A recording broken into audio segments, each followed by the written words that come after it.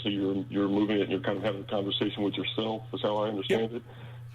To an extent, you've got other people whose hands are on the doohickey, but you know the question is how did you determine it wasn't that it was something real? Well, we need to know, were you alone doing this, or were you doing it with other people? I was doing it with other people. My cousin and I primarily were doing it for a couple of years, and we were heavy into it. And like I said, remember, I was a skeptic, skeptic, and I was going into it. I was extremely, I used to make fun of it as we were doing it, and I couldn't explain it. I didn't know how to explain it, but there was many times that things happened, and I'll just give you one time we tried to get my grandfather on there, and the so-called spirit that was on there that was supposedly moving the board. When we asked about what his age, like he knew what his dog's name was, which is we both knew, and he knew some other facts. But when we asked him how old he was when he died, he said he was 65, which I thought he was 62, and my cousin thought he was 64. So we thought, well, there's something messed up here. And it turns out, I didn't find out for a month later that he actually was 65. Okay, so how does that prove that it's not, again, how do you prove that it's not that idiometric reflex? How did you actually make that determination?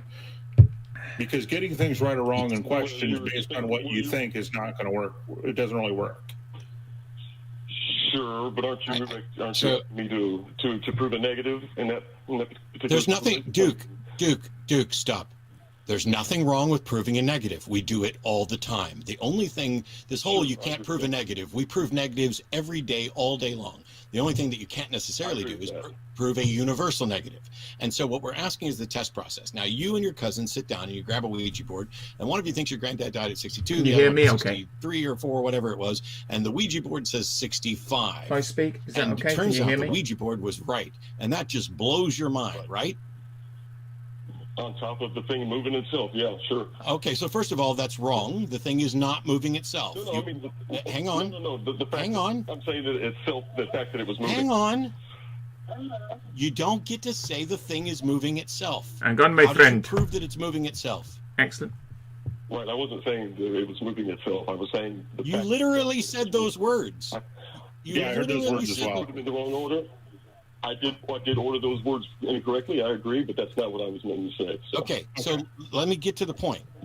You think your grandpa died at one age. Your cousin thinks that grandpa died at a different age, and the Ouija board gave you a different answer than either of you expecting, and you don't know how that could happen, right? Yes. Okay. Now, first of all, for those who don't know what a Ouija board is, just in case, board, letters. You touch something, someone else touches something, and it magically moves and starts spelling out words. Difficult to describe just how ridiculous that idea is. It's supposed to be fun, freaks people out a bit. I'm resisting calling it what I think it is. Rubbish is the word I'll go with. I definitely don't know how that could happen. All right. Sure. So now, first of all, the fact that you don't know how it happens means that you do not have sufficient reason to reach a conclusion. Period. End of sentence. This entire thing is over with the Ouija board. But I'll go further. If your brain is trying to go to 62 and your cousin's brain is trying to go to a different number, and the two of you both have your hands on the planchette, then sometimes we compromise. It's not, this isn't one person doing it. And how did you rule out? So the fact that the Ouija board got it right and you guys were wrong just means that you guys were conflicted over what the answer was, and the Ouija board appears to have gotten it right. Let's say that you went to a Ouija board, right? Let's say you went to a Ouija board right now, and you and I sat down, we put our hands on the planchette, and we started asking questions. And we said, hey, well, I was going to do the Super Bowl, but I already predicted that 100% accurately, and anybody who says otherwise is clearly lying, because I got everything wrong and predicted I would get it all wrong. But anyway, let's say you and I started asking you questions that neither of us knew. Like, you and I sat down and we asked you questions about Jim, and the Ouija board got every question right. Even just yes or no questions or like a number, and the Ouija board just kept getting it right. What is the best explanation for that? Therein lies the problem. That's where I'm at. I'm not saying that is. That's where you're at. So Come on, Duke. A Ouija board that got everything right every time? No. I'm saying that. All right. So let's stick with my example. I'll give you one.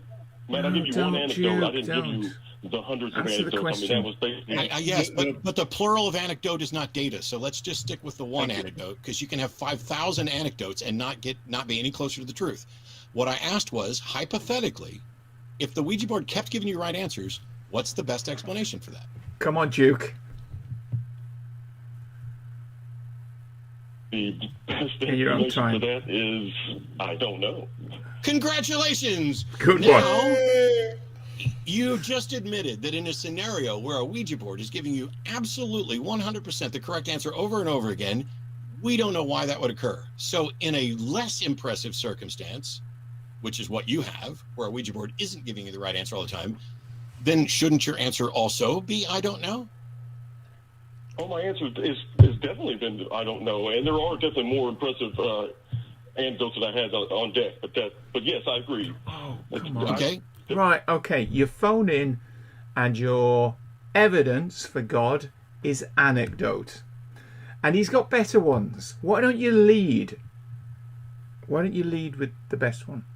So if we don't know, then you are not making an argument for believing in the supernatural. You're saying, here's a situation that happened and I don't know what the explanation is.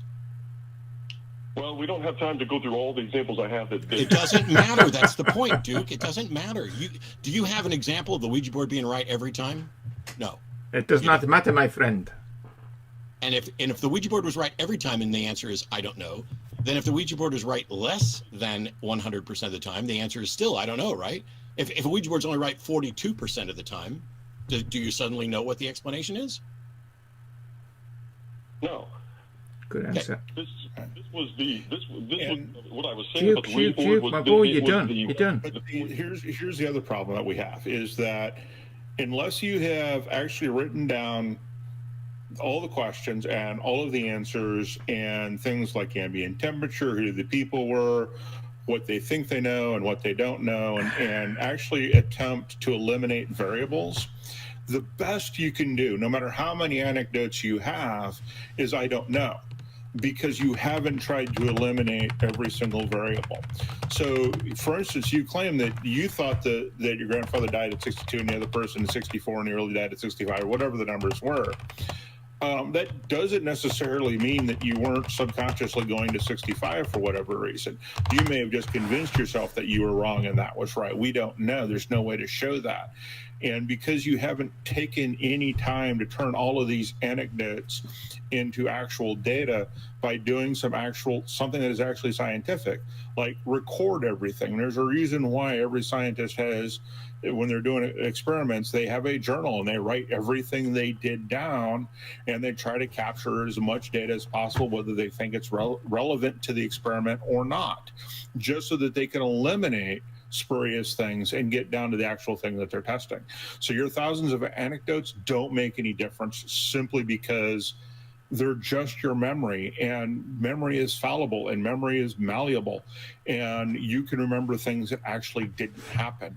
And I bet you we could take some of your partners in your Ouija sessions and they will have a completely different memory of some of the same sessions.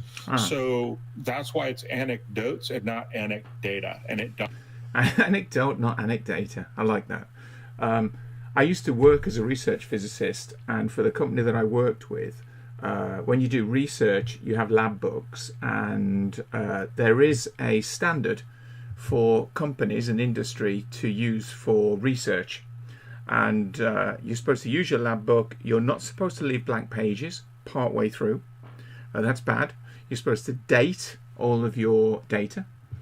And the idea is that if you ever discover something that is commercially important for the company, so they can make a lot of money out of it, then and somebody else has also discovered it, it then becomes important to show with evidence which company found it first, because they may then, for example, have the right for a patent, etc. So it's really important that everything is dated. It's also really important, as I said, that you don't leave blank pages with the idea that afterwards you could go back and like add a few bits and make it look like you discovered it maybe 2 or 3 months ago. So it's a big deal. Right, okay. Let me move on. Does it matter? Does that make sense? Okay. Well, of course, yes, it does, definitely. Oh, And I want to say that the point of the Ouija board was to let you know that was what opened my mind. I was 14 years old, so obviously the Ouija board opened his do mind. any kind of science at that level. But it was just the point at which my mind was hang on closed a before minute. that as to... I don't even know what that means. It opened your mind. What does that mean?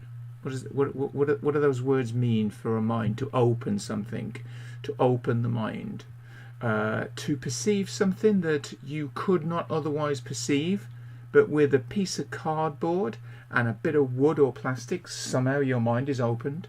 It doesn't make sense. There is no God. There's nothing. Nothing out there that exists. After that, because But how does that open your mind? I mean, now There we go. when we're simply pointing out that really shouldn't have had any effect on you, on your logic and your reasoning whatsoever.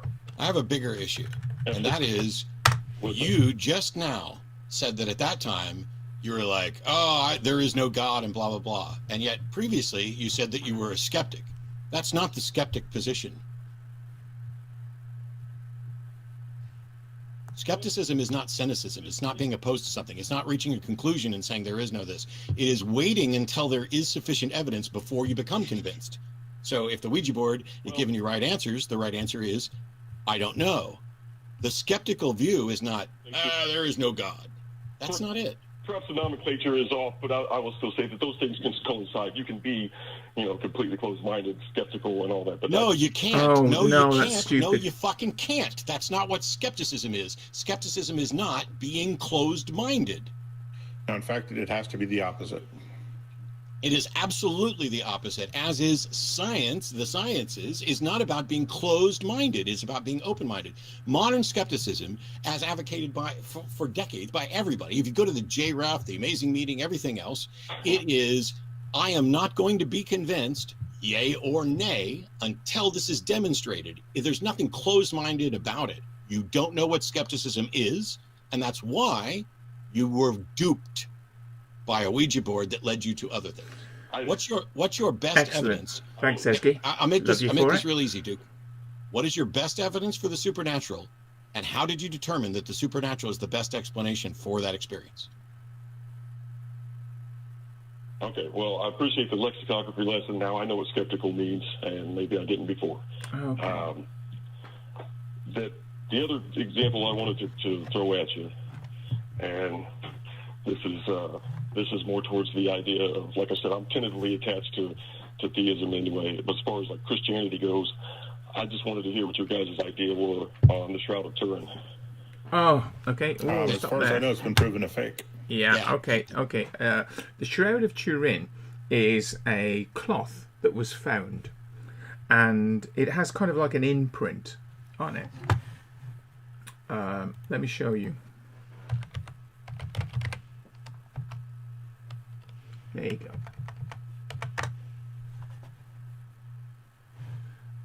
Images. Let's drop one of these images on here. Let me just open that in a new tab. Shove it in here. You can see the web page there if you wish to go to it. This is the Shroud of Turin. It was basically a cloth that had that kind of weird impression on it, and it was discovered, and people at the time thought, ooh, that's Jesus, that is. That's Jesus. I'm not sure whether it looks like the American type Jesus, so white guy, born in Kansas, something like that, which is obviously ridiculous, but that impregnation of some image was on the shroud. So what happened was it was basically eventually found its way to the Vatican, and the Vatican kept it as a holy relic. And this is the cloth that Jesus was wrapped in the cave in the garden. And so scientists said, well, if you give us a little bit of it, we can carbon date it and work out how old it is. And carbon dating is uses radioactivity, uses carbon-14, which decays away. The amount of carbon-14 in living material is basically a fixed amount. Carbon-14 dies away, but it's replenished by a living plant because of photosynthesis. So photosynthesis raises the amount of carbon through the absorption of carbon dioxide, and radioactive decay drops it. So there's an equilibrium level in a living plant. And of course, animals eat the plants. So basically a level amount. Once the plant dies, it starts to decay away. And because we know how quickly it decays away, we can work out, by knowing the original level and by knowing how far down the curve it's got, we can read off how long ago it was when the plant that this cloth was made from died. And of course they were kind of hoping that it would be 2,000 years, and that was the sort of argument that if it's to the Vatican, if you give us a tiny little bit, it's a really small piece of it, we can carbon date it, and we can sort of tell you, and this could be like 2,000 years old. That would be like really cool. Unfortunately, when they eventually, because they said no, we're not going to let you touch it. Why not? Because it's like a holy relic. So that's no good. And they resisted for years and years and years, and then eventually they were kind of forced to give scientists a small piece of it. And when it was carbon dated, it turned out that the cloth that it was made from, the plant that the cloth was made from, died about 12,060. 12,060, 1,260, 1260, or somewhere between 1260 and 1390. So, kind of about 800, 900 years ago, something like that. Not 2,000. So it's nothing to do with Jesus at all. They've still got it, and they still think it's some kind of relic, but it's rubbish. With respect to impregnated with the image of Jesus by the power of God. Rubbish. Let's move on. The best tests have repeatedly shown that it's a fake. However, the best case for theism is that we don't have an explanation for the Shroud of Turin. At no point could the shroud ever be used to confirm Jesus or Jesus' existence or his resurrection or anything else. And here's the biggest problem. How could you ever prove that the cause of something is in fact supernatural? It's not possible currently. Until someone demonstrates that there is something supernatural, and that supernatural can impact reality, and that they have a way to show that this particular supernatural explanation is the best explanation for an event, you're stuck.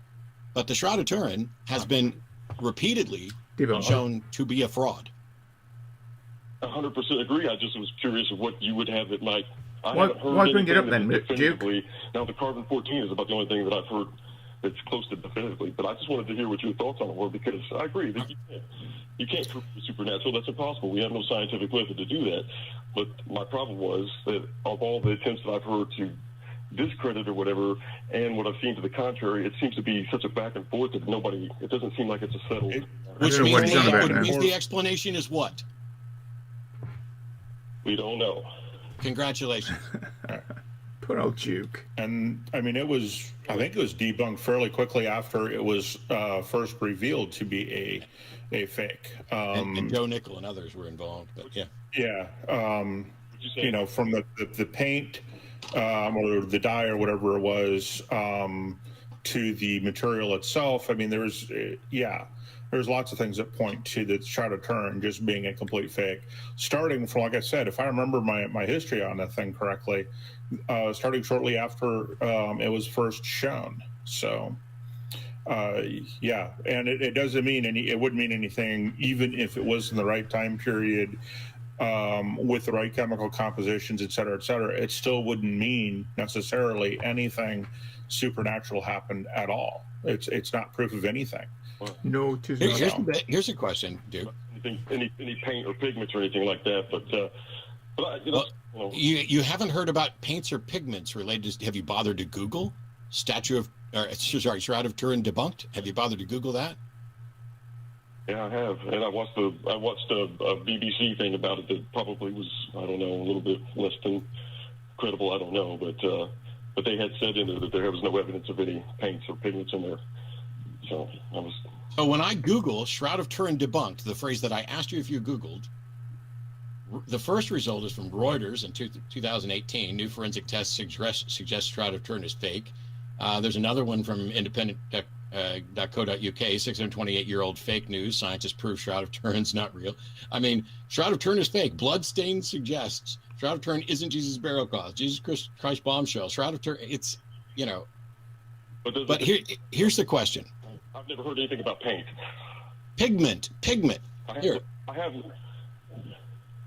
Yeah, I meant paint, pigment, whatever they're calling this, the coloring on there. I was not being entirely accurate with my words, and I apologize for that confusion. But yeah, going back that far. We can.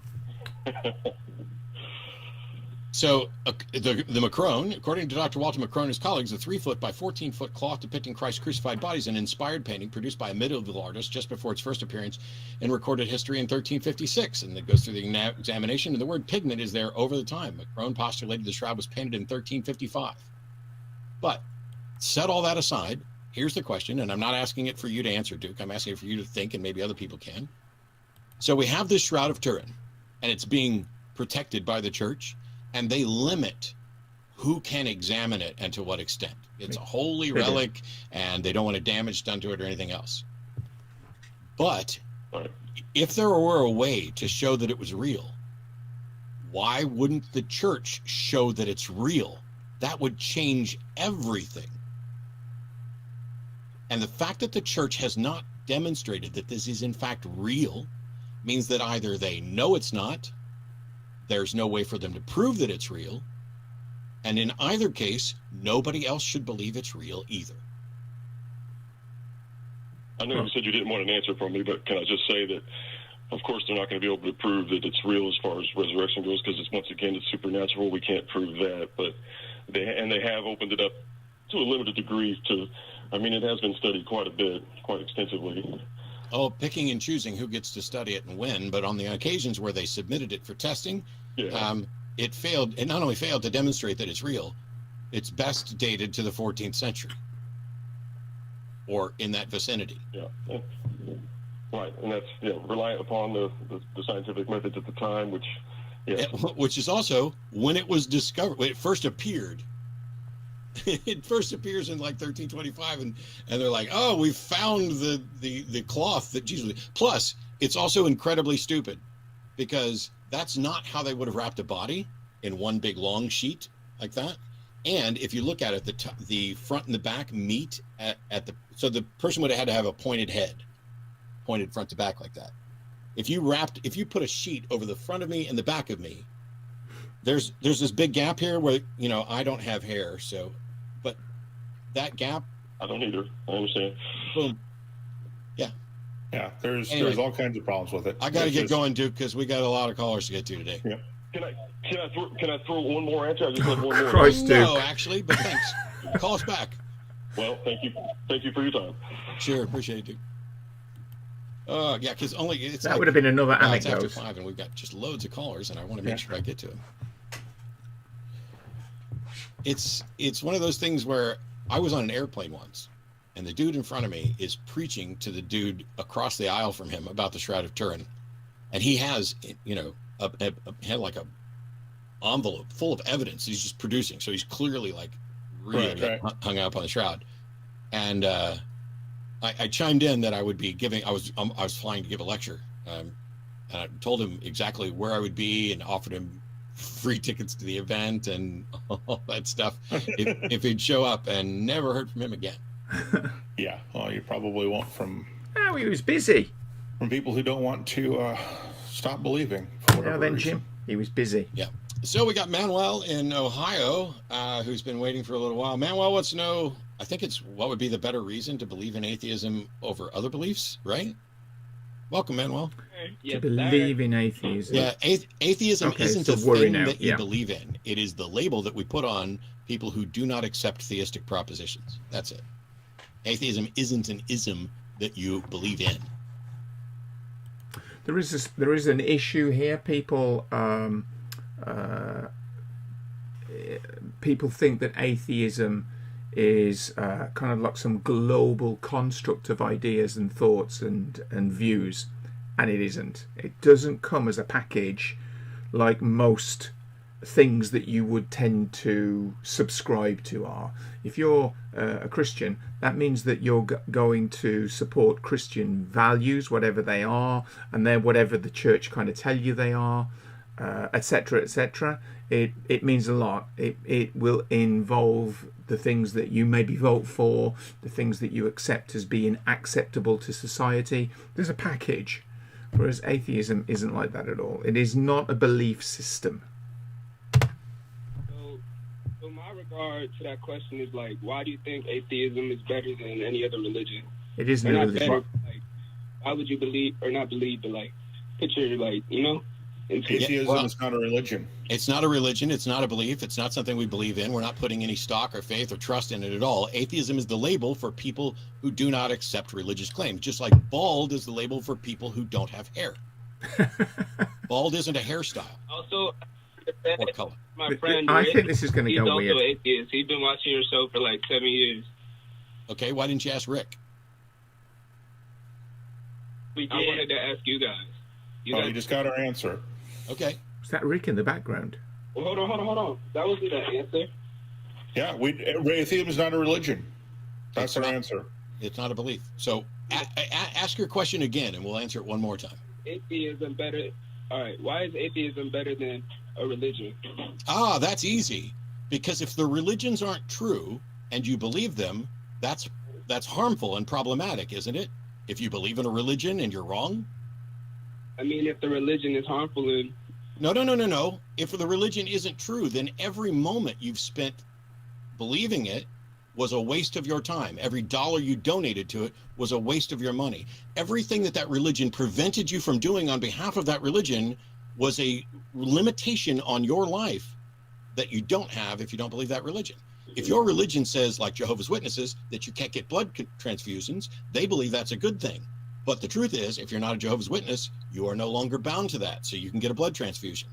Beliefs have consequences.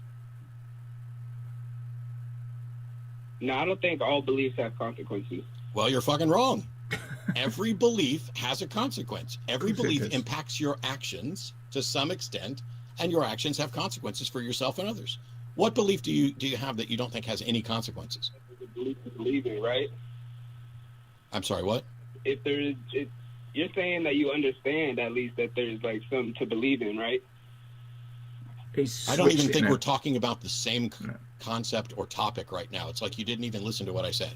So, No, I heard you. no, I know you heard me. I said you didn't listen. You need to understand the difference between hearing and listening. I understood you though. Okay, then why are you asking something that's not relevant to what I just said? Because it's pretty relevant. You just played yourself, my guy.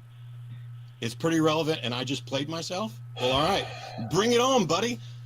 Well, how did I play myself? Let's have some fun. Buckle up, bitches, because I have had 3 hours of sleep with a brand new puppy. Oh, Let's have some fun. I know love about it. the puppy. Good, bring it. All right, so look, you're saying that there's a belief, like you at least understand that there's a belief to believe in, right? What do you mean? That sentence does not make sense. What do you mean there's a belief to believe in? You understand that there's a faith. I mean, because I don't believe in like Christianity or like Catholicism. I didn't ask that. Why are you going off on distractions? You just played yourself, bro. Let's get on it. Because you're thinking that I'm Show me up. over here like questioning religion. Show me up. I think you played yourself and you know you did, so you're trying to prove to me that or prove to your audience that, you know, you still that. Okay. You're You want off topic. the audience to make a vote on this about whether I played myself or whether you've actually been saying things that aren't clear? Audience. Hey, you see my name on the board, though. Shout out to Cincinnati, man. Hey, shout out to Cincinnati. So, Is that why you called? Is this like a Baba Booey? You want to get a clip that you can use where you can shout it to? Are you actually going to try and show me wrong? Because if you are not, Manuel, if you are not going to try to show that I'm wrong, Bro, I'm going to drop you like a bad habit. you already showed that you're wrong. All right. Bye, bitch. Bye, Felicia. Thanks for playing. if you're going I to make a showed myself. claim, back it up and stay on topic.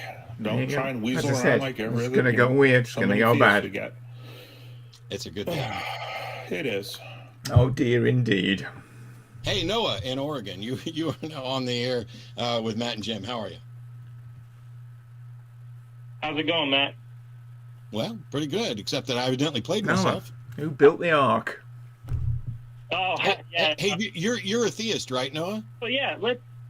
Noah, you're a theist, right? But I am a skeptic now. Yeah. I mean, did you hear the last call? Yeah, it was pretty bad. Yeah, I laughed. Did I play myself or what? No, you didn't. No, that guy was calling for clout or something. Sweet. All right, let's get on with it. How you doing? Let's do it, boy. So, let me give you a little background on what just happened. So I became a skeptic recently because of Christianity and what it's become, and who they've backed up. Good example of that is Donald Trump, the complete antithesis of Christ. And people are lying for him and everything else. So I became a skeptic. So then I started reading the Gospels, and a lot of them don't line up. The stories don't line up. I'm not sure about the idea that you would become a skeptic because you don't like somebody, because you think that somebody's not very nice, so you would become a skeptic. That feels a bit weird. Yeah. So before I let go of God, though, I wanted to discuss this with you. Dr. David Block was an astrophysicist that said that the Big Bang Theory, the contingencies that had to have taken place in the exact picoseconds were such precision when the Big Bang happened that it would be like hitting a 12 by 12 foot square block from 48 billion light years away, bullseye. Now, to measure that, the chances of that happening would be far more than you winning. Okay, this is rubbish. First of all, I think the guy doesn't know what he's talking about. But let's take another example. In order to have probably a planet around a star that will be able to sustain our kind of life, then the star needs to be not very big. The bigger a star, the shorter amount of time it has as a lifetime. Big stars burn out really quickly.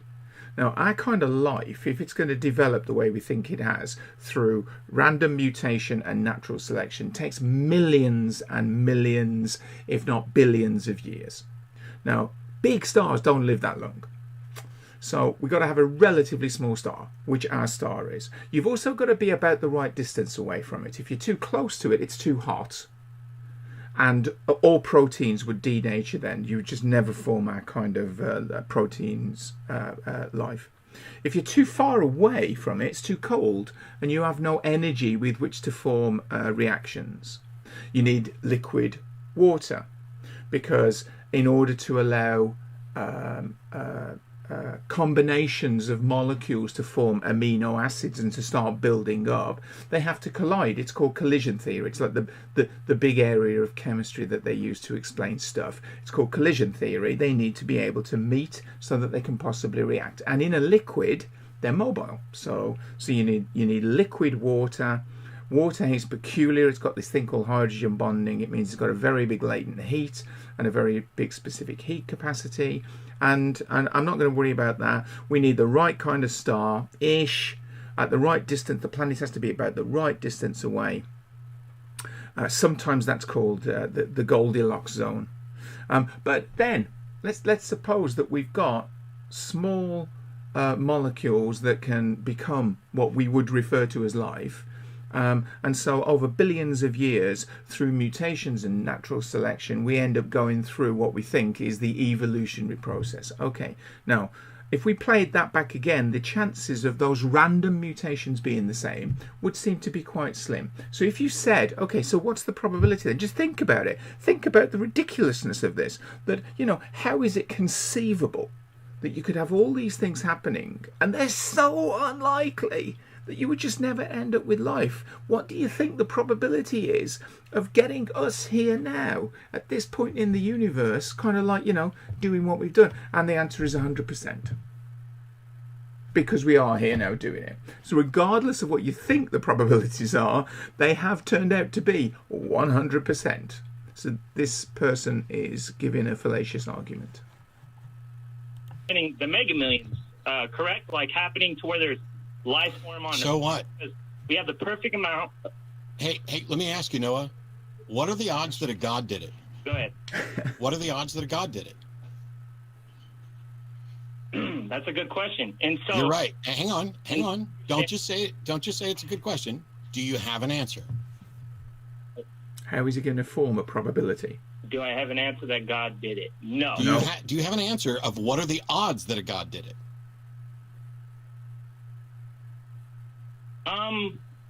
I really don't, but I would say the chances of it happening by chance versus. Oh, so now you're going to make shit up. All right. So when you say you became a skeptic, I'll take you at your word. But here's the thing. Yes.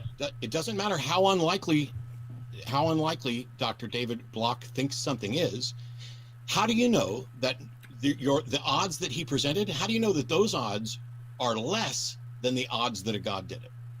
If you don't know the odds that a God did it, you have no way to compare. And so you could say, let's say that the odds of a universe was 1 in 100, but the odds of a God were 1 in a million. So then the odds of this or physical origin of the universe is 1 in 100, then God is 1 in a million. Then that's clearly the natural one bears out. But if it turns out that the odds of a physical explanation for the universe was 1 in a million, and the odds for a God was 1 in 100, then the God thing would win out. But if you don't know what the odds for God are, how can you talk about how incredibly unlikely the alternative is?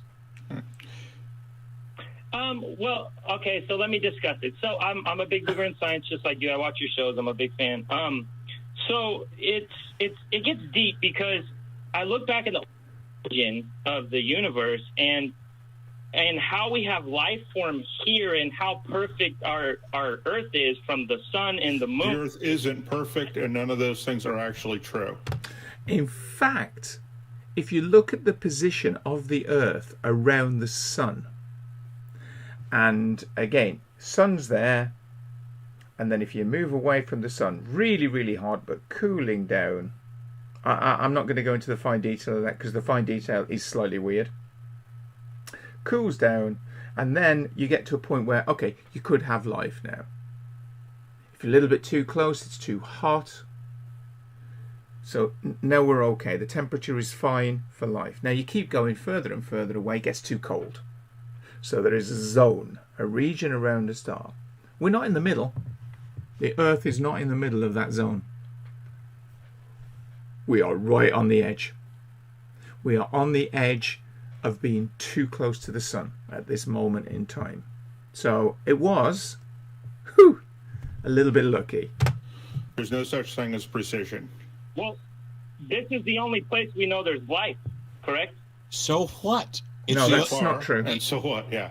So what you're saying is the one planet in our solar system that we have access to that is at the right distance and right features to provide to support life like us is the only life we know about. Well, big fucking deal. That's nothing. Yeah, I guess that's a good point. Well, see, and here's the other question that I have for you. So when he calculated these odds, the way you calculate odds is you take the number of possible occurrences versus the number of occurrences you're going to draw. For instance, if you're doing the odds for cards, right? So 54 cards, you're going to draw 5. That's how you determine the odds. So when you determine these odds, how many different universes do you know exist that you can compute those odds from?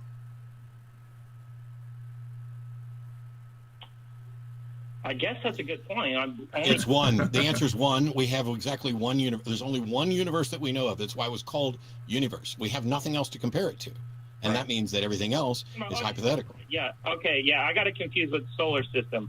Okay. Yeah. There's one universe. Correct. Yep. So yeah, no, I've become a skeptic, and the biggest thing I've had with letting go of God and the existence of God is that very reason. Is what reason? I'm not convinced he's a skeptic. How everything was laid out on this here. issue. Okay, this is easy. The Gospels don't line up. Again, the Gospels are irrelevant because whether Christianity is bullshit, whether or not there is a God, and even whether or not it happens to be the Christian God, the Gospel message. Set all that aside. You said that the last thing keeping you hanging on to God is somebody calculated the odds of the universe happening by natural Back in a minute. causes, I need a pee. and that seems really unlikely to you. Well, tough shit. Because you don't know if it's more or less unlikely than a God. And so if the only thing that's keeping you believing in God is that nobody has been able to disprove God, well, that's a bad reason, because the God proposition is unfalsifiable. It could be the case that nobody could ever disprove God. And at no point does that mean that it's reasonable to believe there is a God. Because now you're making what is called the argument from ignorance fallacy, or essentially the argument from personal incredulity, that you are justified in believing it until somebody proves you wrong. And that's not the way the burden of proof works. Somebody's got to prove God. That's true. No. I am believing it. I am believing in it because it makes more sense to me, but that doesn't mean it's correct. So you have a good point. But that's let me try something else. So let's take a deck of cards, right? The odds of hitting a royal flush are 1 in 650,000 roughly, but that's also the odds of hitting any one particular hand. And if I said that the odds of hitting a 4 of clubs, 5 of hearts, 6 of clubs, 7 of clubs, ace of clubs was 1 in 650,000. What are the odds of me drawing that hand right now? It's 100% because that's the hand I just drew, right? Because that's the actual thing that I just did. Right. So whatever the odds against it were, the fact is that the odds of me drawing that hand were 100% because that's what I drew. So, you know, the odds could be against something, and just because the odds are against something doesn't mean it's not going to happen. And when we look at the number of worlds and planets out there that are within the Goldilocks zone, that are the right size and everything else, for life as we know it, then there are millions of opportunities out there for something to happen. And that's a problem, maybe even billions, depending on which study you look at. So, just because we haven't seen life anywhere else, well, that's a function of the fact that things only move at the speed of light. And our ability to detect things depends on how far away they are and what the strength of the signal coming in is. So things again, only you keep move at the coming speed up of against light. these odds, and we keep coming up with these, fairly easy to research and easy to figure out responses to everything that you're saying. So I don't understand why. This is a great example from Jim that I love, and I'll because I always have a deck of cards handy, I'll do this, and maybe it'll make it clear. There is 5 cards, and there are 5 cards.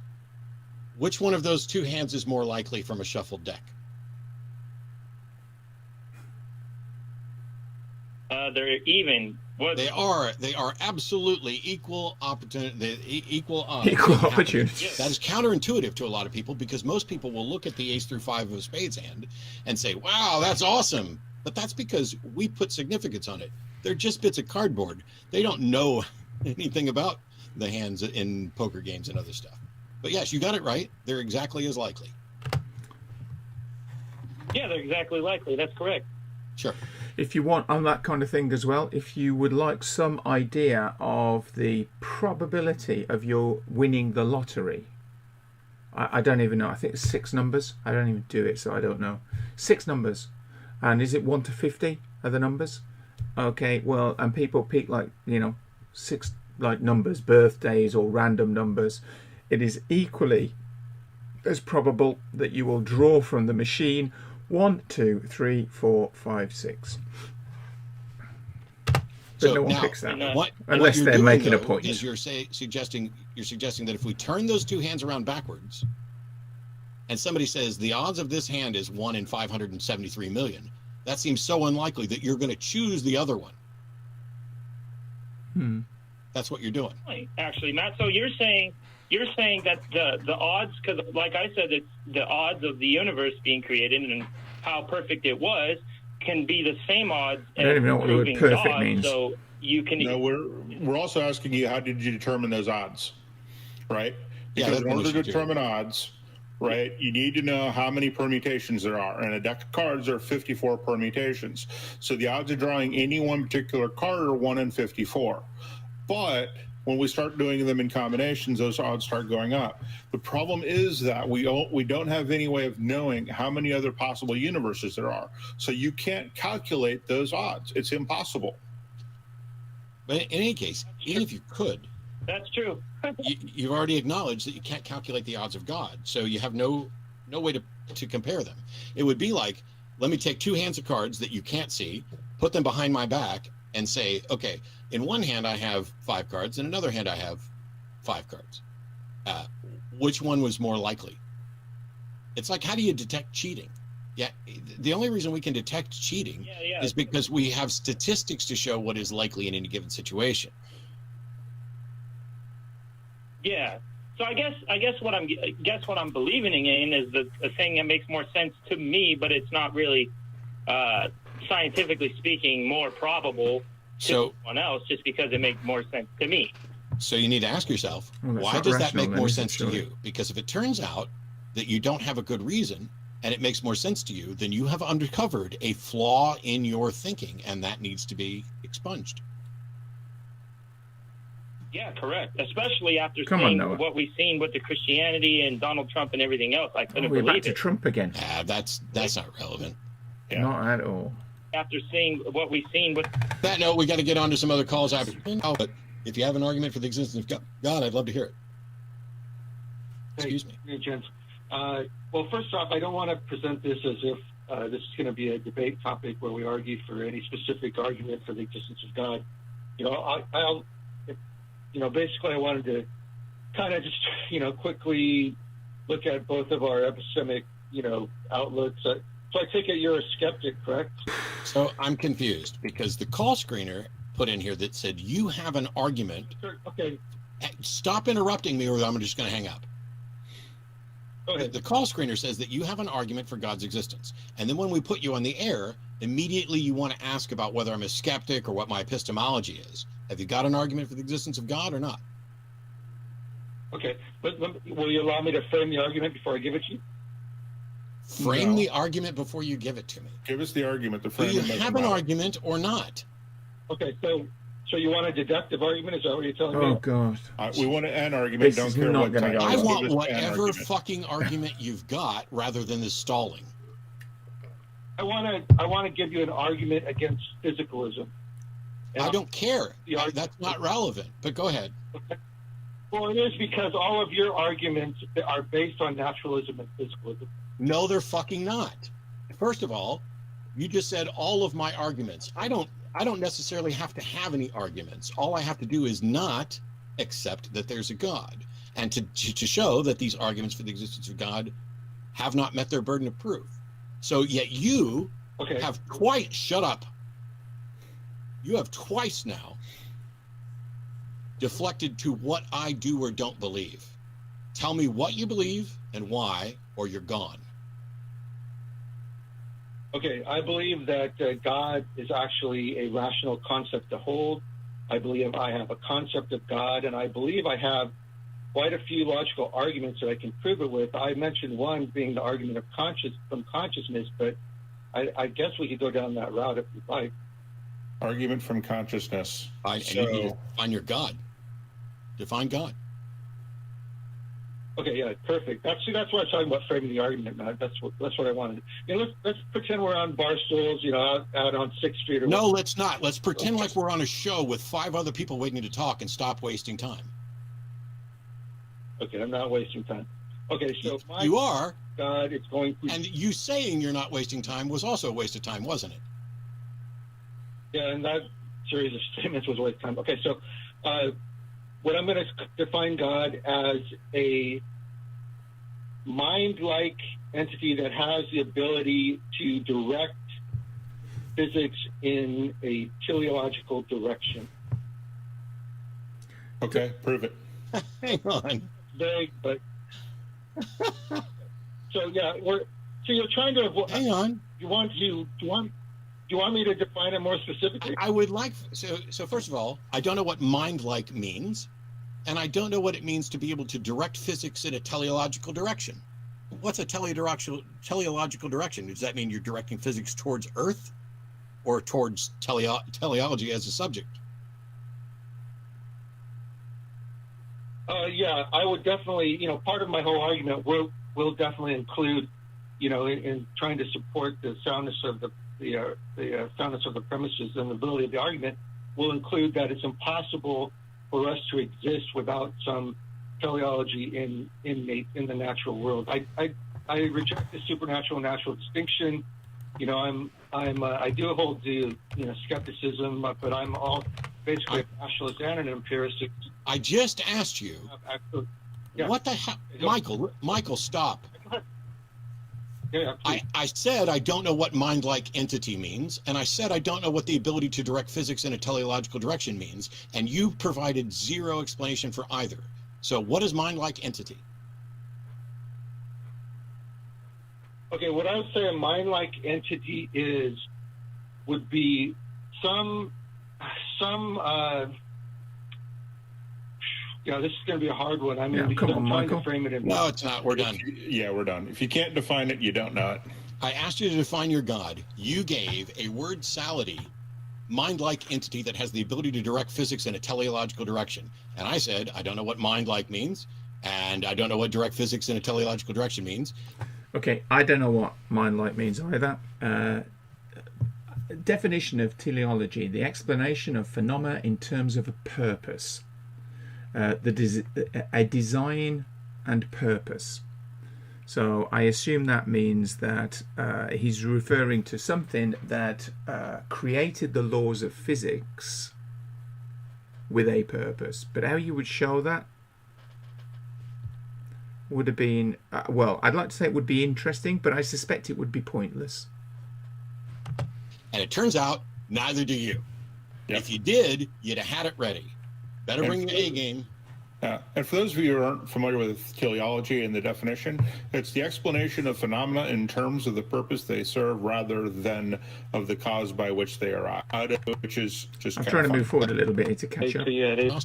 I'm exhausted, but I'm, evidently I can do this when I'm exhausted. Yeah. It's exhausted because of his puppy dog. Happy Valentine's Day to you at any rate. Thanks. I hope everybody who cares about Valentine's Day is having a wonderful one.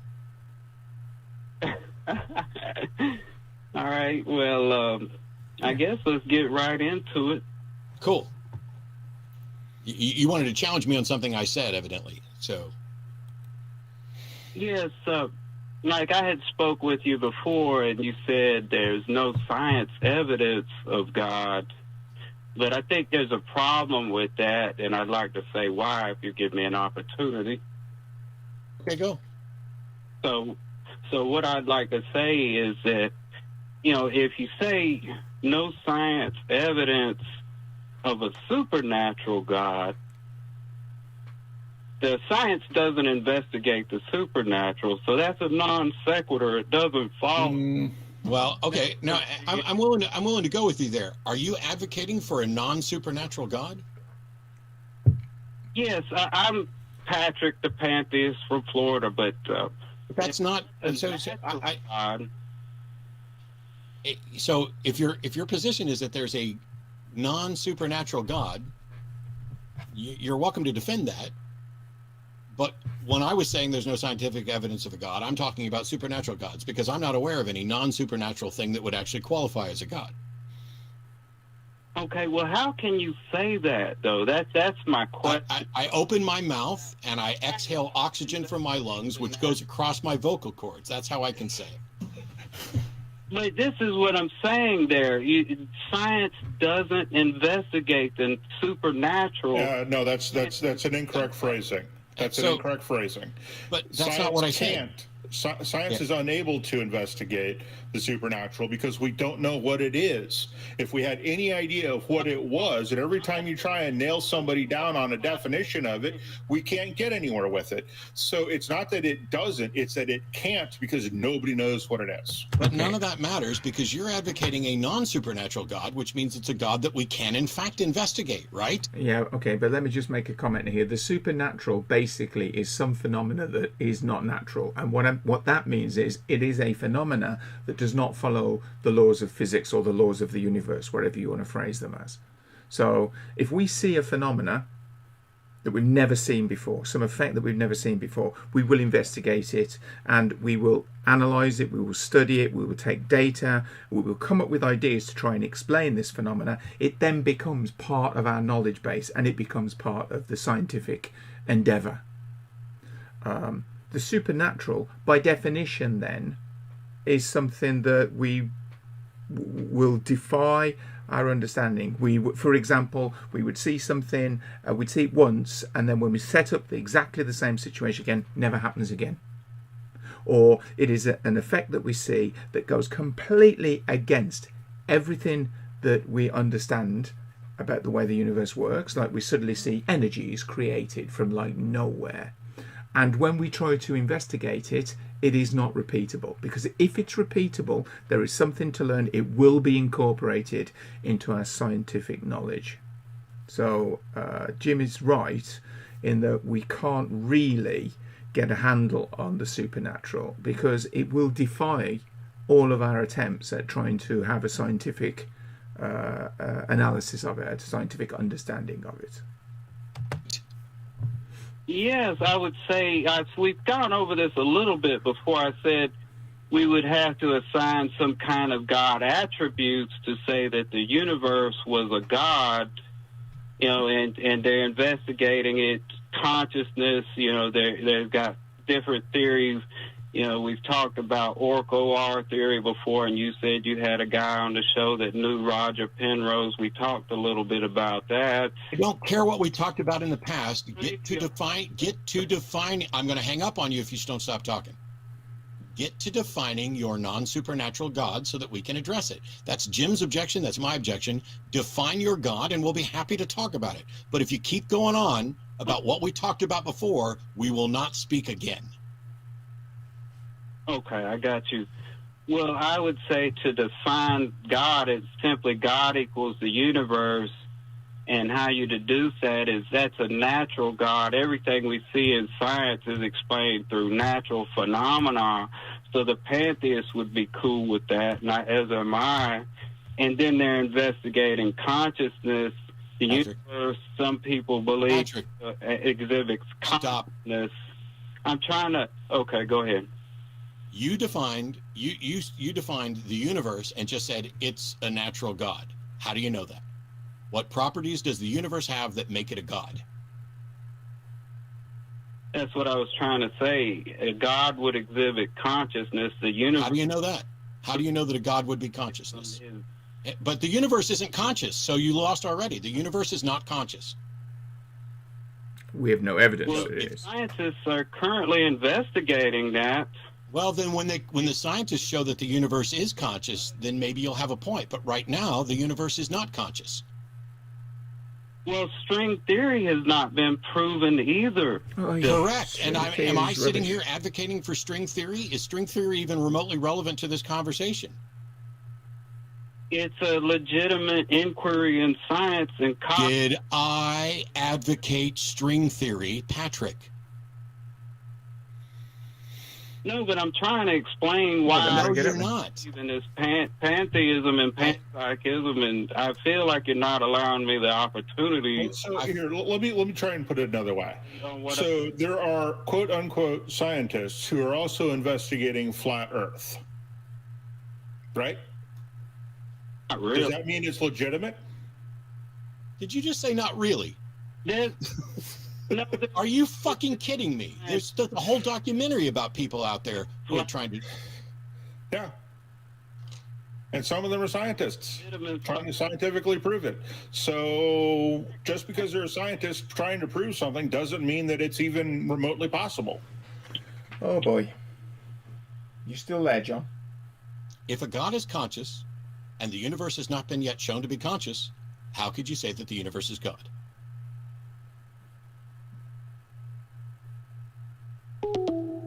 Oh, poor guy. I don't know. We might have lost all of the call screen thing. Because that is an oh dear. I want to give him a second to get back on here. So, in the meantime, let me try and make this clear for anybody who isn't Patrick. If you want to define God and you want to say the universe is God, you have to say here are characteristics of a God, and the universe has these characteristics. And when you do that, if you show that these in fact are characteristics Nice of God, one. and the universe has those characteristics, then you are well on your way to showing that the universe is a God. But if you say a God has these characteristics and you can't show that the universe has them, then you're not on your way to demonstrating God. Are you back, Patrick? Yes, sir. So Oh, he's back. Can you hear me? you say the universe is God and gods are conscious, but Wow, I'm not sure I've seen this before. Someone's actually come No, back. I mean that consciousness is a very, it's Patrick, the hard problem. that was a yes or no question. Has the universe been demonstrated to be conscious? Oh, the answer's no. Come on, go for it. I believe it has. Well, I don't care what you believe. I care about why. And so, why do you think the universe has been demonstrated to be conscious? I've read a little bit of the newer sciences like OR theory. I feel like, have you read that at all? Goodbye. Yeah. That was needed. If the universe had been shown to be conscious, Patrick and anybody else who agrees with Patrick, that would be on the front page of every newspaper. It would earn every scientific award. Well, I've read some papers that show that maybe somebody someday might be able to show that the universe is conscious. Well, when they do, call us back. Until then, you're wasting time.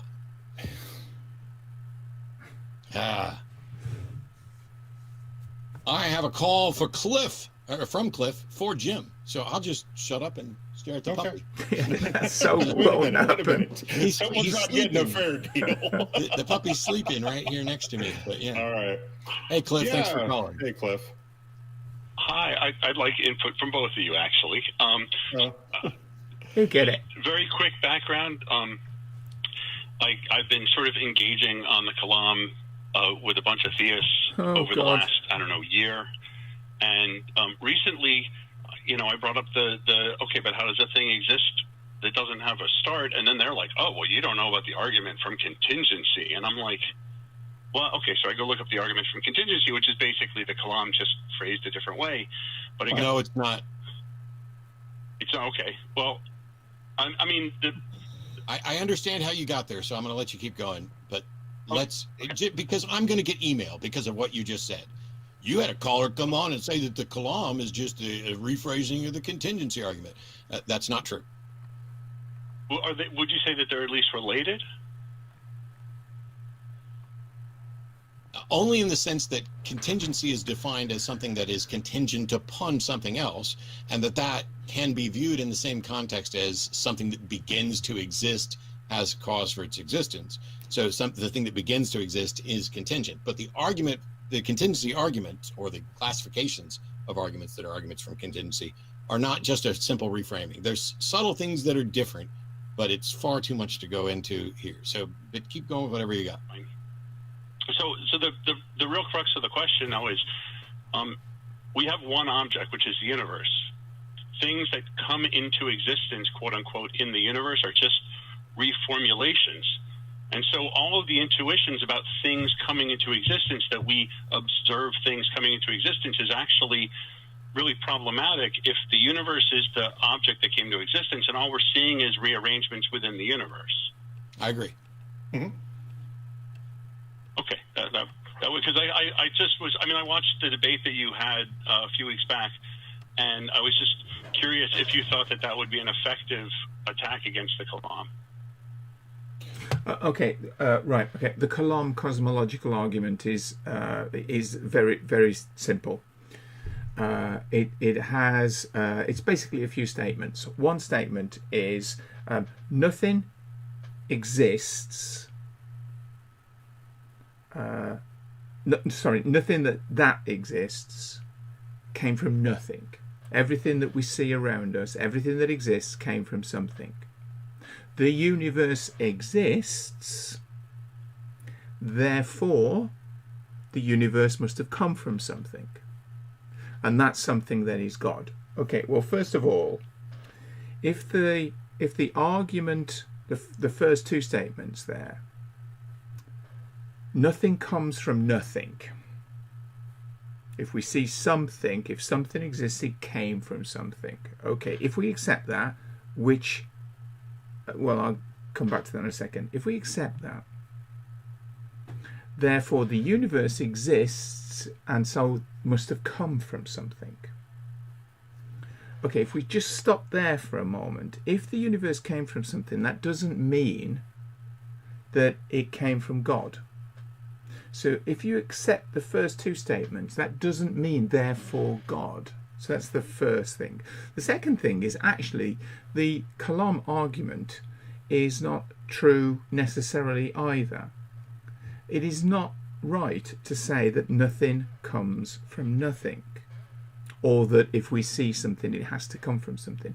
That is not true. In part, the universe, we don't have lots and lots of universes to look at, to investigate, to see where they come from. We only have one. And so this is a unique situation of one. And we don't know whether one thing can come from nothing. That's the first thing. I know that feels weird. There's lots of weird things that happen. The idea that it feels weird is because it doesn't fit in with common sense. You look around you, everything came from something. That's common sense. Common sense is based on your knowledge and your experience of the world around you. But if you can accept the fact that the universe has got lots and lots of things going on in it that you haven't had a chance yet to experience and probably won't, there are lots of things going on in the universe that we haven't seen. That the knowledge that we have at the moment is nowhere near as much as the knowledge that is available for us, potentially. If you accept that, then you cannot rely on common sense for all of your inferences, for all of your perceptions, because clearly your common sense will be different if you could see and experience more, which is exactly why common sense is different for an adult than it is for a child. Okay, it's also based on this idea of cause and effect, which everybody sort of loves. There is a cause which produces an effect. Something happens because of a cause. The pen drops because I lifted it up and then let go of it. This idea of cause and effect is so ingrained into everything that we think that it feels completely like it makes common sense. Physicists now don't really believe in cause and effect. We still teach it that way. We teach physics in that way. But in reality, we do not believe that cause and effect work in the same way at all. And in fact, you can. You can, this is going to sound weird, you can create energy. Apparently from nothing. Under certain conditions. So the idea that something could come from nothing is actually not weird. That is, to a physicist, that is not a strange idea that you could not conceive of. So the Kalam cosmological argument is rubbish anyway. If you want to see a really, really good example of a debate on the Kalam cosmological argument, let me just show it you. Obviously I'm not going to show you the debate, but let me just show you this one bit. And I'm going to show it you. It's on YouTube. I'm streaming on YouTube. I'm not sure. Can I show YouTube on YouTube? I'm not sure. There is a physicist. His name is Sean Carroll. He's amazing. Okay, and if you type, here we go. This is it. Okay, this is not the full debate. This is not the full debate. God, cosmology. But it's part of it, and you can get the rest from it. So I'm not going to play this, but I am going to kind of bring it up, pause it, and pull it across. There you go. Now this is, if you look here, this is the Kalam cosmological argument, Dr. William Lane Craig versus Dr. Sean Carroll from 2014. This is William Lane Craig, and actually I thought it was Professor Carroll, but Dr. Carroll is on as we're looking at it on the left. It's a fantastic debate, and Dr. Craig is a philosopher, and Dr. Carroll is a cosmologist, a physicist, and it is absolutely amazing. It is such a good debate. If you're into this sort of thing, it is so well worth watching. So I'd advise people to watch that. Anyway, let's move on. Ooh, silence. Yeah, I mean, I used almost like they were listening to my me. debate. That's freaky. With Dean, but of course we're debating the Kalam itself. And my biggest problem with the Kalam is that it's a deductive argument, and the definition of universe, which would be the local presentation and not necessarily the entire cosmos, although some people might disagree with that. But yeah, it's everything we know seems to have a beginning. It's a question of what you define as a beginning. If you have an acorn, for instance, an acorn is going to give rise to a oak, if I have my correct seed and tree correct. You do. At what point does the seed become the oak, right? And that is kind of the question we're asking. At what point do you say, okay, this is no longer an acorn, it's an oak? Because at some point they're kind of both. Where is that? I would say every beginning? Yeah. From the beginning, at some point it stops being an acorn, but it was always an oak. Okay. Yeah. And, yeah. I've missed the point here. Go with that one too. So, just Cliff, like at some point, where have you taken stopped being us? a baby, but you were always a human. right. But is that a meaningful distinction? Like philosophically it's a meaningful distinction, but in terms of it's just matter changing its form. Yes. Yes. I agree with you that the intuitions that we have are formed from our experience in something in the universe, which all the best evidence shows what we see is matter and energy rearranging and exchanging and things like that. However, the Kalam is not just, it's not about intuition necessarily. And while I think that the thing that you're talking about could be used as part of a reasonable rebuttal against the Kalam, I don't know that it gets to the point. I don't know how effective it'll be, but at the end of the day, the Kalam is very simple and useless, because the Kalam is everything that begins to exist has a cause for its existence. That's premise number one. Yeah. And the only reason it says that is because they're going to try to claim that there's something that did not have or did not begin to exist. I don't know what their justification is for that, but the second one is the universe began to exist. So premise one, everything that begins to exist has a cause for its existence. I don't know that that's true. And I don't know how you could make that statement, because we haven't been able to look at everything. And I don't know how you determine which things began to exist and which things didn't begin to exist. So premise one is a problem. Premise two, the universe began to exist, is also a problem, because what you mean by universe, the local presentation of the universe, certainly that we can attribute to say our local presentation of the universe began apparently at the singularity, and expanded, but that doesn't mean that the that's a reference to the Big Bang of the universe began to exist then. It doesn't mean it began to exist at all, other than perhaps that's when time in our local presentation was there. And the conclusion of the Kalam is, therefore, the universe has a cause for its existence.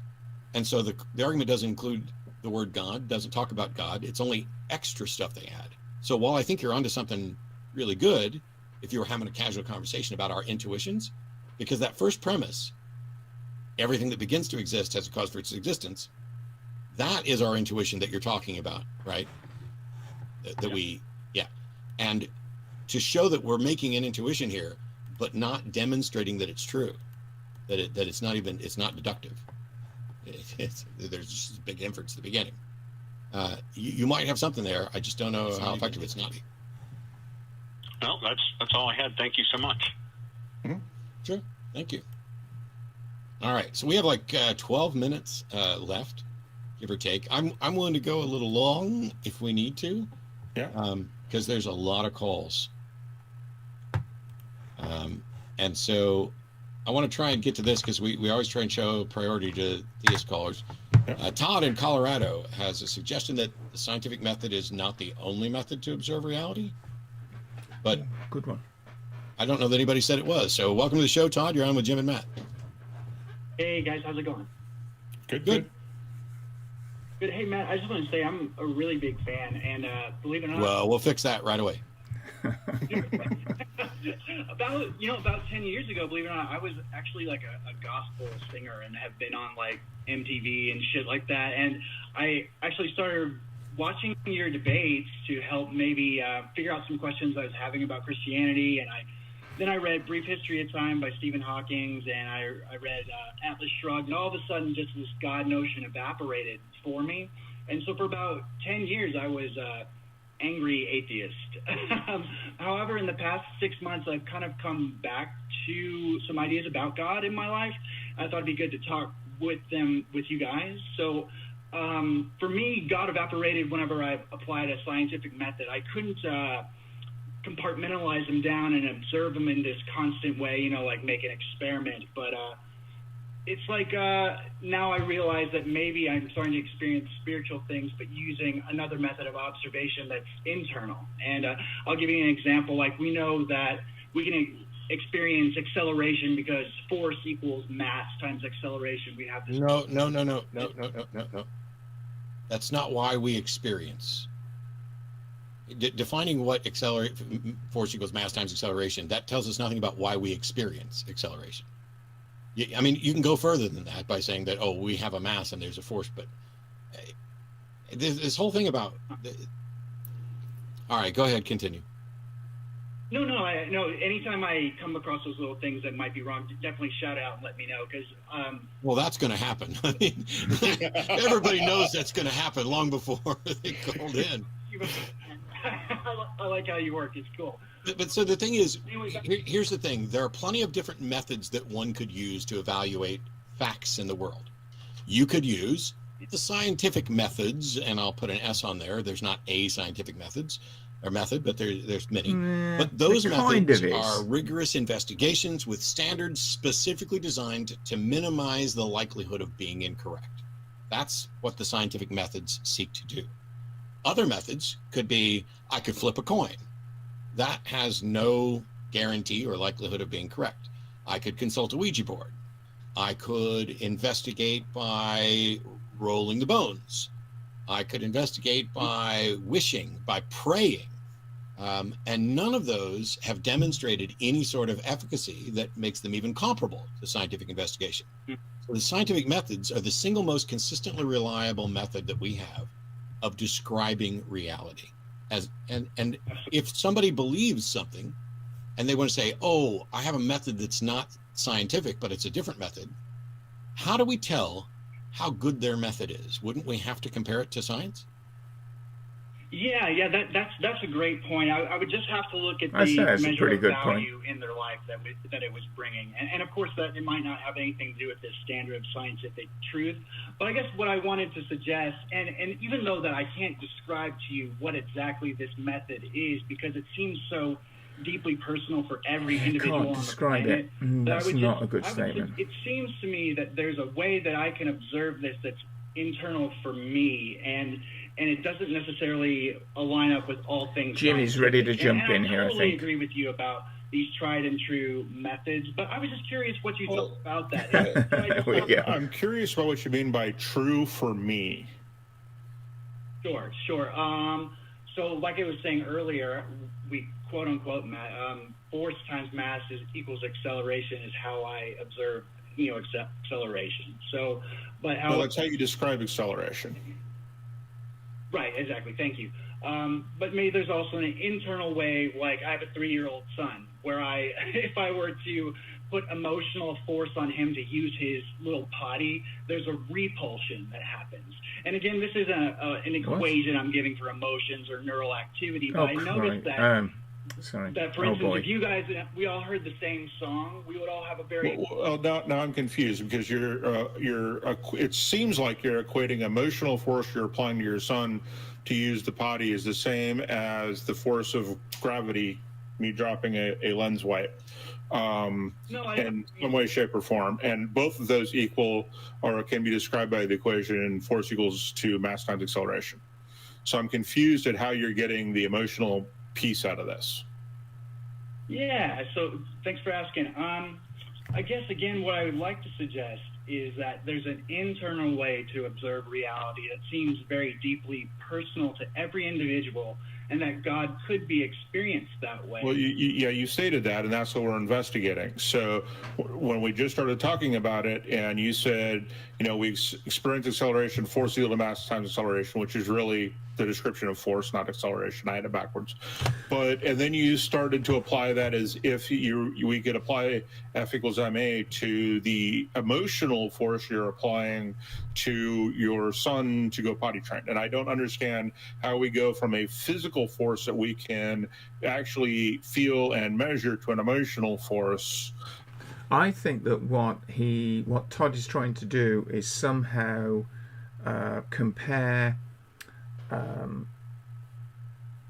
the scientific method, making observations, looking for repetition, coming up with ideas, trying to use those ideas to make predictions about new experiments, then carrying out those experiments to see whether the idea is supported by the new experiment or not. This process is the best method that we have of trying to understand the world around us. Nothing else has come close to that. And I think what Todd is saying is basically there's a different method, and the different method is what I feel inside, what I feel emotionally. However, we know full well that feeling emotions is not a good way of trying to work out what's going on. It's not a good way of trying to work out the truth. It's not a good way of trying to work out whether what you're experiencing is the truth. We know this for a fact, because if you are happy or sad, then you can experience something, and those two situations, those two emotions, rather, those two positions will allow you to see something in a very different way. The response that you have to a particular situation, if you're happy, compared with if you're sad or depressed, it's completely different. We know that if you take certain drugs, your perceptions appear to change. What you experience appears to change. We know that if you have certain drugs, you can hallucinate. This does not mean that those drugs have enlightened you. They have opened you so that you can see things sight beyond sight. It's a bit like the Thundercats, but not really. Those things that you're seeing, that you're hallucinating, are not there. Even though to you, at that time, with your inner emotions and all of your feelings, it will feel like they are. So the idea that we can kind of look within ourselves and use our emotions to try and understand the world around us is frankly ridiculous. Although I accept the fact that some people think that's right. Or, I mean, force doesn't even kind of work for that, although we use the word. Exactly.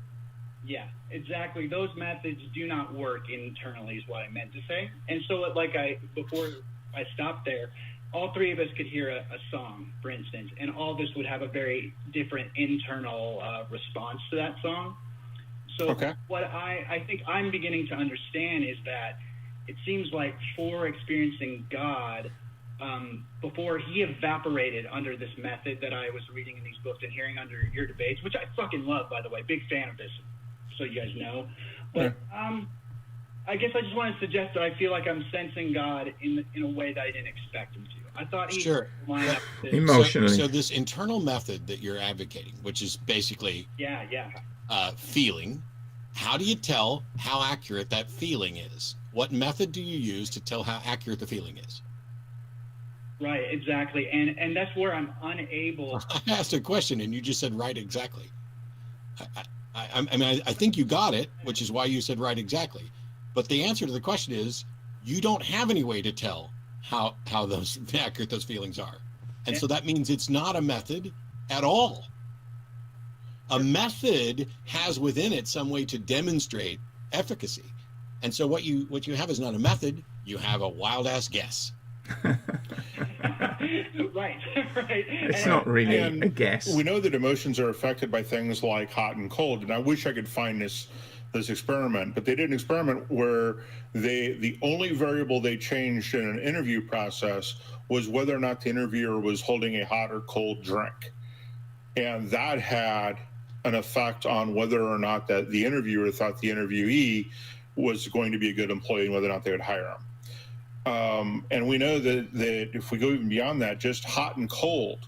Being too hot will make you cranky. Being too old will have an effect. Too cold will have an effect on you emotionally. So, given that emotions have very real, very demonstrable external or external things can have a demonstrable effect on your emotions, why are emotions even remotely reliable? On top of what Matt just said, right? Right. Yeah. And they very well could not be, but I think I guess time to move on. I would have for you. Do you I can't, Todd. That method is Todd.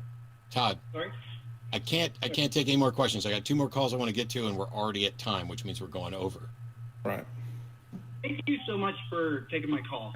Sure. Call us back another week. I'll talk some more, but we're out of time. We're running close. Yeah. So there's 2 calls left, and I'm going to take what I suspect is the shorter of the 2. Right away. And that's Alan in New York, who wants to ask about why we shouldn't permit cherry picking of the Bible. Is that right, Alan? Yeah, that's basically it. And there's a really good reason about that. Because if the Bible is the word of God, which is what those people believe, then you don't get to pick and choose.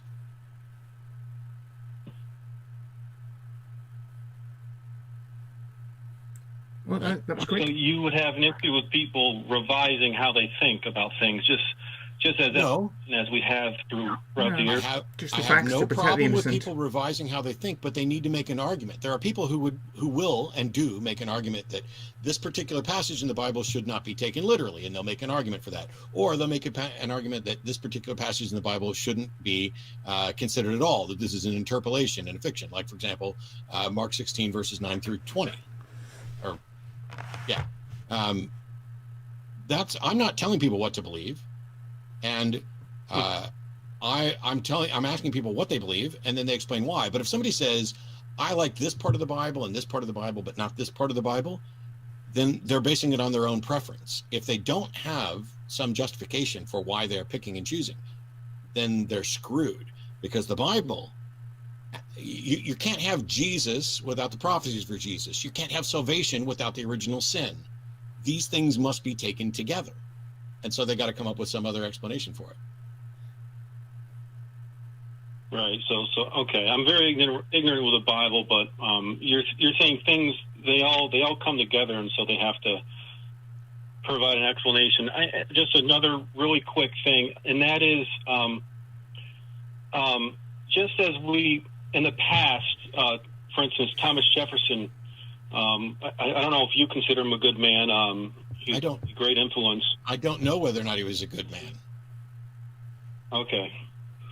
All right. Really quickly, Alan, I don't look at people and go, that's a good person, that's a bad person. I think we're all capable of both good and bad. I think it's a mistake to summarize the entirety of someone's character. Definitely. Right. And so would you say there are good things in the Bible? Clearly, right? You would say that. Sure, I have many times. Okay. All right. And there's also many good things in, The Lord of the Rings. There's many good things in Dune. There's many good things in the Satanic Bible, and in the Quran, and in the Constitution, and in the notes that I wrote down from yesterday. Yep. There's lots of good things everywhere. Okay, and that's really all I had. I don't know your time. Thanks. Well, Matt said it would be short. Appreciate it. All right, last call for today. Chris is calling from California, believes in the supernatural and that there's something out there that reads our minds. Chris, welcome. You get to finish off the show with me and Jem. Please, please, please tell us. You can kind of summarize what you believe again, although I think we kind of did. But the big question is, why on earth would you believe there's something out there reading our minds and controlling our future? Hi, Matt, longtime listener, first-time caller, and trust me, I don't want to believe it, but unfortunately I had to experience it for the better half of the last year. So I was atheist my whole life as well. I don't know, can you still hear me? Yep, sure can. I'm not convinced about this. I was atheist my whole life as well, but then I had an experience like I was having like a conversation at lunch with some coworkers, or at least I thought they were coworkers, and they were discussing like how would you convince someone to be a theist or something, and I was like, I don't know, I wouldn't do it because I'm an atheist, and I was like, but how I think you might do something like that, and we started discussing all these hypothetical situations, and while I was discussing these okay, can we go back to a second? You said that these were people you thought were coworkers. Could you explain that? I didn't want to interrupt either. I wanted to let him get there, and I'm glad we were going to get there, but I did note it down. How do you said you were having lunch with coworkers, and then you said, at least I thought they were coworkers.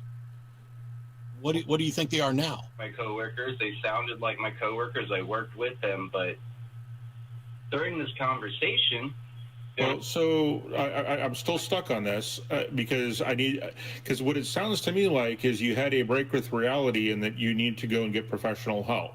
Yeah. Kind of irrelevant to what I'm saying. No, sir. No. So you said that you thought they were coworkers, and I asked you, what do you think they are now? I said I was working with them. They looked like my coworkers. They sounded like my coworkers. Why won't you answer the question that I've asked you 2 times? What do you think they are now? Former coworkers. So you were having lunch with coworkers, and now you think they're former coworkers. That's right, because I no longer work there. Okay, so basically you got sloppy, because the real thing you should have said was, I was having lunch with coworkers. Not, I thought they were coworkers, but you were having lunch with your coworkers, right? Right. So why did you say you thought they were coworkers? I'm having a conversation with Chris. I thought it was Chris. That doesn't make any sense. Why would you say that? That's exactly what I'm saying, Matt. Wait, no, stop. You don't get to say that's exactly what you're saying. I'm telling you this makes no fucking sense, and I would like an explanation for it. Why on earth, if you were having lunch with coworkers, would you ever say, I was having lunch with coworkers, at least I thought they were coworkers, which is what you said. Matt, it's irrelevant to the topic. You know what's irrelevant? This whole call. Bye. Yep. Can't believe I waited for that.